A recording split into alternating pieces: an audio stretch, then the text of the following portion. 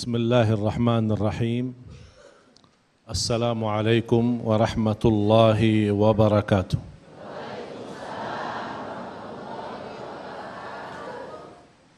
Alhamdulillahi rabbil alamin.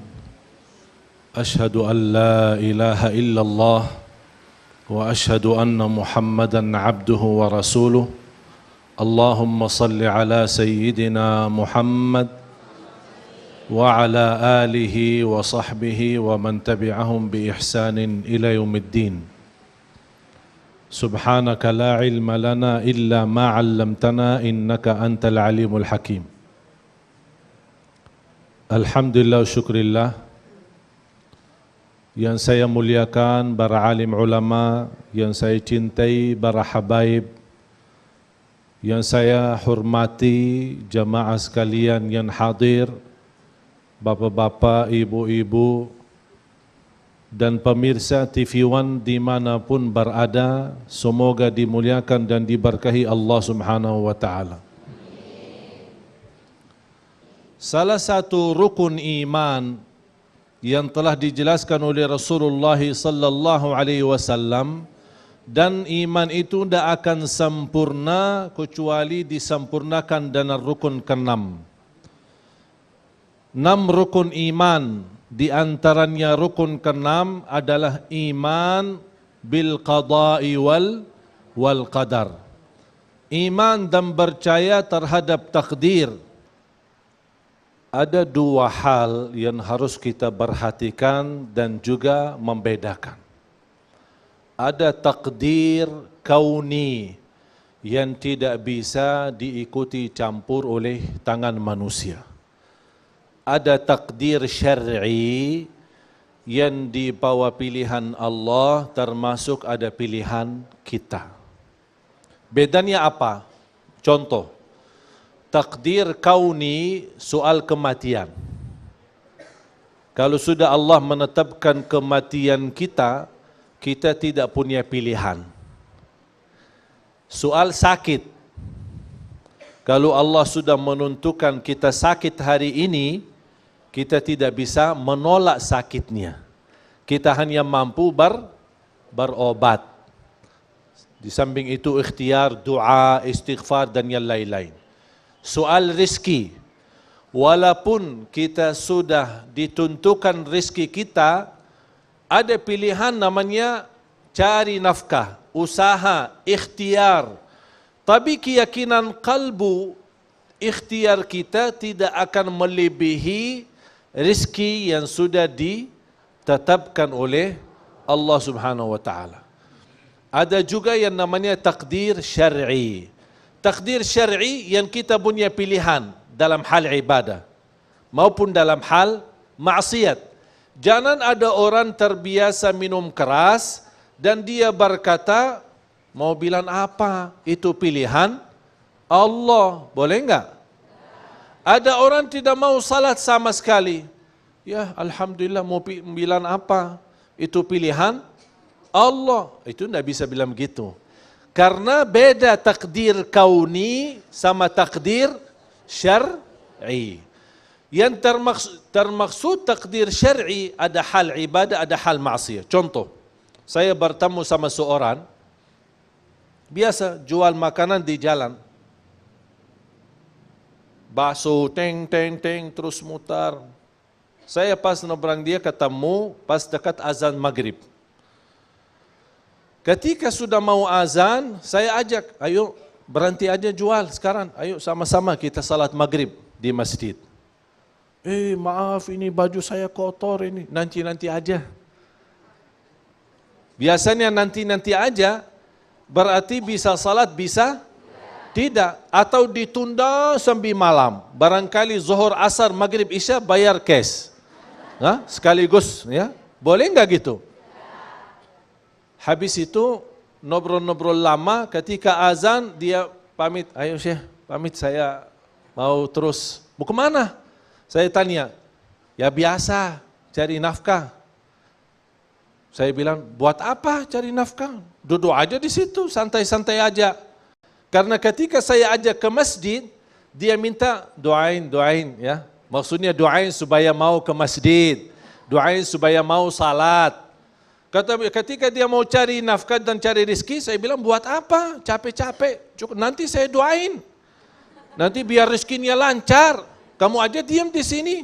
Mana bisa? Harus bekerja, harus berikhtiar, harus berusaha. Subhanallah. Untuk rezeki harus berusaha. Tapi untuk salat di masjid tidak harus usaha ya? Harus. Kita punya hidayah, punya petunjuk dari Allah. Kadang-kadang petunjuk harus dicari.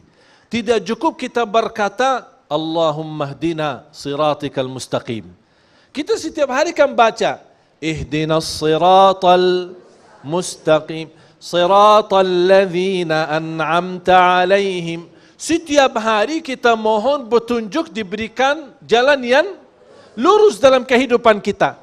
Tapi kalau kita tidak berupaya menjaga diri di atas jalan yang lurus, berarti permintaan kita tidak sesuai usaha dan ikhtiar kita. Oleh karena itu jamaah sekalian, memang pilihan Allah yang terbaik. Ketika ada seorang yang kena sakit, jangan Anda merasa kesal. Mengapa? Karena bisa sebab sakit dan kita sabar terhadap ujian itu, ditinggikan derajat kita. Diampuni dosa-dosa kita. Bahkan tidak ada balasan di dalam agama, balasan amal salih yang dibalas oleh Allah dengan surga yang selama ini kita belajar, wal hajjul mabrur laisa lahu jazaa'un illa al jannah. Haji yang mabrur tidak ada balasan selainkan surga. Ternyata sabar termasuk salah satu amalan, tidak ada balasan selain surga. Bukan hanya haji mabrur, wa jazahum bima sabaru jannatan wa harira. Dibalas oleh Allah bagi orang yang sabar adalah surga subhanahu wa ta'ala. Surga. Diberikan oleh Allah surga. Tingkatan orang sakit, orang diuji oleh Allah, bagaimana kita bisa tahu itu pilihan yang terbaik? Di saat itu tidak akan kita bisa. Di saat diuji tidak akan bisa tahu itu pilihan Allah yang terbaik. Tapi nanti kalau sudah di hari kiamat pasti akan lihat. Ternyata menjadi sakit, banyak dosa lalu yang kita sudah lupa, tapi sudah diampuni Allah sebab sabar kita ketika sakit. Tanamkan kepercayaan di hati dengan baik sangka sama Allah. Apapun yang datang dari Allah, walaupun nampaknya buruk seperti sakit, ujian, ada masalah dalam rumah tangga, segera ucapkan Alhamdulillah.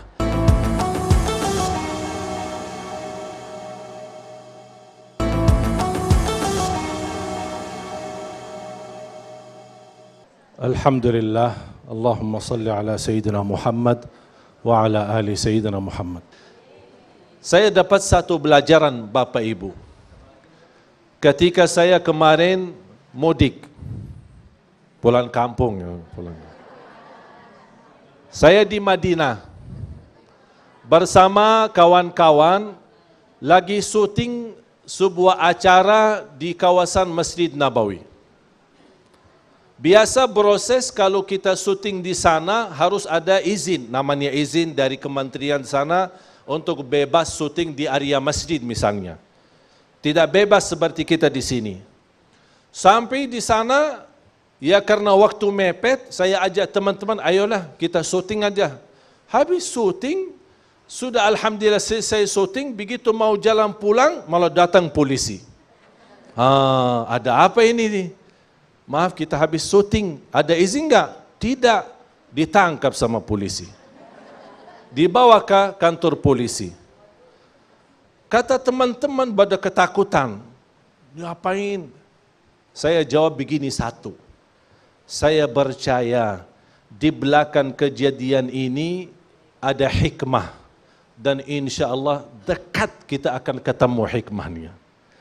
Pas disampaikan sampai kementerian khusus untuk informasi dan media, ternyata saya ketemu bosnya, ternyata sahabat lama saya. Pas dia lihat, astagfirullah, ada apa ini, kan ditangkap polisi? Ya biasa tidak ada izinan. Ini nomor saya, ini email saya. Lain kali kalau mau syuting di Tanah Suci, email ke saya, beres. 1 hari saya kasih izin. Alhamdulillah. Ternyata ditakdirkan oleh Allah sesuatu. Awannya nampaknya buruk. Ya Allah, ditangkap polisi. Ada apa? Orang fikir bermasalah besar. Padahal saya santai-santai aja. Ternyata ada satu pelajaran dan hikmah yang sangat luar biasa bermanfaat. Untuk diri saya dan untuk dakwah ke depan. Kapan saja kita mau bersyuting di sana, alhamdulillah bisa dengan bebas dan sederhana. Oleh karena itu jamaah sekalian, yang saya inginkan semua satu hal. Tanamkan kepercayaan di hati dengan baik sangka sama Allah. Apapun yang datang dari Allah, walaupun nampaknya buruk seperti sakit, ujian, ada masalah dalam rumah tangga, segera ucapkan alhamdulillah. Sebelum anda la haula wa la quwata illa billah, sebelum inna lillahi wa inna ilaihi raji'un, sebelum anda berkata hal-hal yang menghapuskan pahala sabar kita, kita ucapkan alhamdulillah. Kenapa ucapkan alhamdulillah? Supaya hati ini tenang. Baru inna lillah. Habis itu mau nangis, nangis. Tak apa-apa. Sebab nangisnya menjadi insya Allah mensuci hati kita. Alhamdulillah. Allahumma salli ala Sayyidina Muhammad wa ala ali Sayyidina Muhammad. A'udzu billahi minasy syaithanir rajim. Bismillahirrahmanirrahim. Ma asabakum min musibatin fil ardi wala fi anfusikum. ما أصابكم من مصيبة في الأرض ولا في أنفسكم إلا في كتاب من قبل أن نبرأها إن ذلك على الله يسير لكي لا تأسوا على ما فاتكم ولا تفرحوا بما آتاكم والله لا يحب كل مختال فخور. صدق الله العظيم. Saya ingin nanti pemirsa, bapak-bapak, ibu-ibu, selepas acara pulang ke rumah, buka Al-Quran, surah Al-Hadid, surah 57, tulis.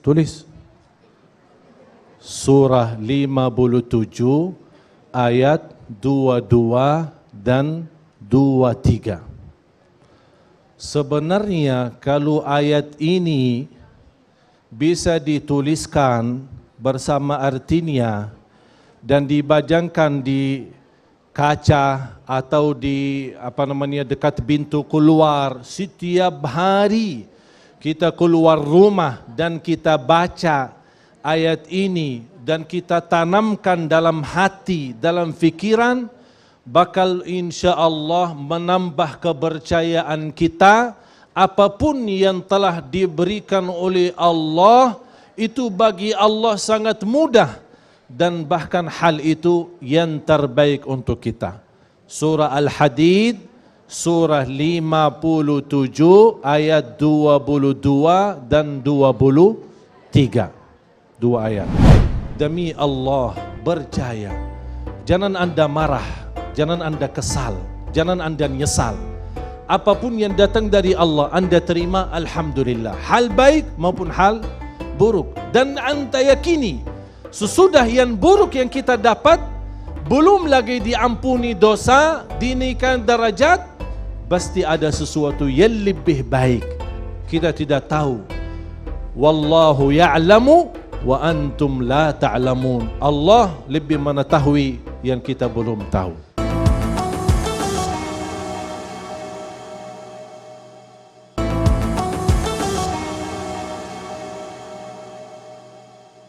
Pemirsa yang dimuliakan Allah Subhanahu wa taala,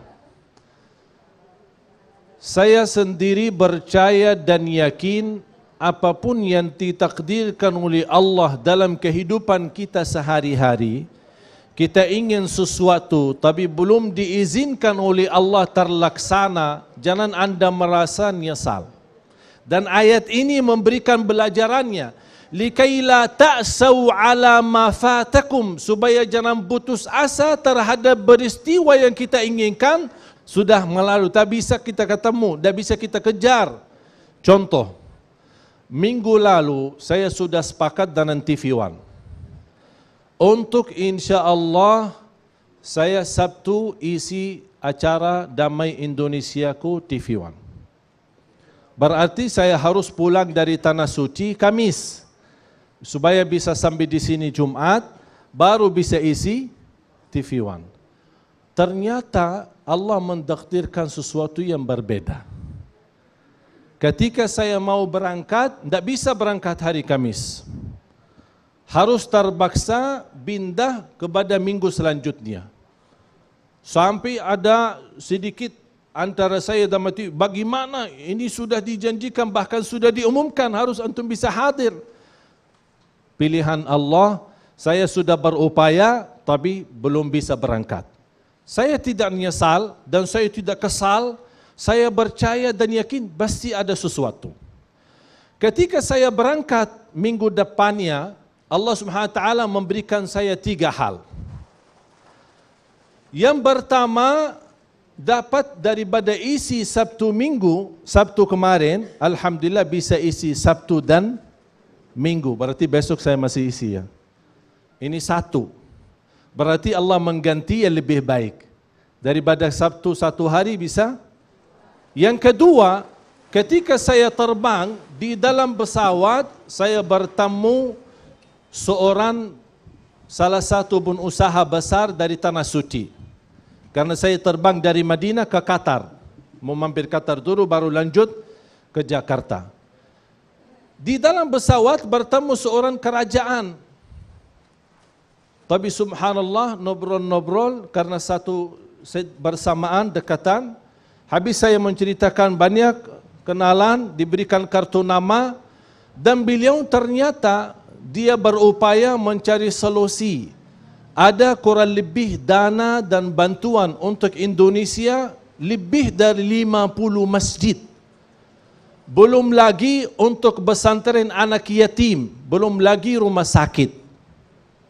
Alhamdulillah bisa dengan komunikasi sama saya, bisa mendapatkan kemudahan dan insya Allah bisa segera terlaksana bantuan ini untuk Indonesia. Yang ketiga, ketika saya sudah tiba di Jakarta, baru saja dari bandara langsung ke kantor yayasan yang di Jatinegara. Saya melihat bagaimana keadaan. Ternyata ketika sudah saya sampai di sana, ada seorang datang dari Medan. Bermimpi, berkeinginan untuk bisa bertemu dengan saya. Ketika dia sampai duluan, kata adik saya, mohon maaf, kakak saya masih di Tanah Suci. Dia tidak tahu saya sudah datang. Ketika sudah sampai kantor, orangnya sudah turun mau ke bandara lagi, ketemu saya di tangga. Sambil kata beliau menceritakan, saya pernah mimpi. Dalam mimpi saya membaca Al-Fatihah, karena dia melihat dalam mimpi, melihat saya, menyuruh dia baca Al-Fatihah. Dia baca Al-Fatihah sambil terbangun, sambil istrinya bangun dan dibangun, kenapa kamu baca Al-Fatihah? Kata beliau, disuruh sama Syekh Ali dalam mimpi. Alhamdulillah bisa ketemu. Ini kadang-kadang apa yang diberikan oleh Allah belum tentu baik buat kita saja, tapi ada kebaikan juga untuk orang lain. Oleh karena itu jamaah sekalian, percaya demi Allah, percaya. Jangan anda marah, jangan anda kesal, jangan anda nyesal. Apapun yang datang dari Allah, anda terima, alhamdulillah. Hal baik maupun hal buruk. Dan anda yakini, sesudah yang buruk yang kita dapat, belum lagi diampuni dosa, dinaikkan darajat, pasti ada sesuatu yang lebih baik. Seperti ada seorang kawan dapat projek tapi tak lulus, akhirnya dia merasa sambil dia curhat sama saya. Saya bilang jangan, biarkan saja. Insya Allah dapat projek yang lebih baik. Ternyata dapat projek bahkan sampai angka triliunan. Padahal dia kejar miliaran. Allah ganti yang lebih baik. Kita tidak tahu. Wallahu ya'lamu wa antum la ta'lamun. Allah lebih mengetahui yang kita belum tahu. Mari kita sama-sama berdoa. Bismillahirrahmanirrahim. Alhamdulillahi rabbil alamin. Allahumma salli ala Sayyidina Muhammad wa ala ali Sayyidina Muhammad. Ya Allah, berilah kepada kami petunjuk kepada jalan yang lurus. Ihdinas siratal mustaqim. Ya Allah, ya Arhamar Rahimin, rahmatilah kami ya Allah. Jadikan sisa umur kami lebih baik daripada yang sudah lalu. Akhiri hayat kami dengan husnul khatimah. Berikan kepada kami keluarga sakinah mawaddah warahmah. Keturunan kami anak salih salihah, anak dan cucu penghafal Al-Quran. Ya Allah, aku mohon untuk semua yang hadir dan pemirsa TV One dimanapun berada, di sore hari ini semua mendapatkan ampunan Allah Subhanahu wa Ta'ala. Diampuni segala dosanya, disucikan hatinya, dibersihkan jiwanya, diselamatkan setiap langkah-langkahnya. Ya Allah, berilah kepada kami kemuliaan, sama-sama bertemu lagi di dalam surgamu ya Allah, bersama Nabi Muhammad sallallahu alaihi wasallam. Panjangkan umur kami, sihatkan badan kami, murahkan rizki kami, rizki yang halal yang barakah, dan rizki yang membawa kami bisa ke tanah suci haji dan umrah, dan ziarah Nabi Muhammad sallallahu alaihi wasallam. Rabbana ighfir lana wa liwalidina wa li jami'il muslimina wal muslimat wal mu'minina wal mu'minat al ahya'i minhum wal amwat. Rabbana atina fid dunya hasanah wa fil akhirati hasanatan wa qina adzaban nar. Wa sallallahu ala sayyidina wa nabiyina Muhammad wa ala alihi wa sahbihi wa baraka wa sallam. Walhamdulillahi rabbil alamin.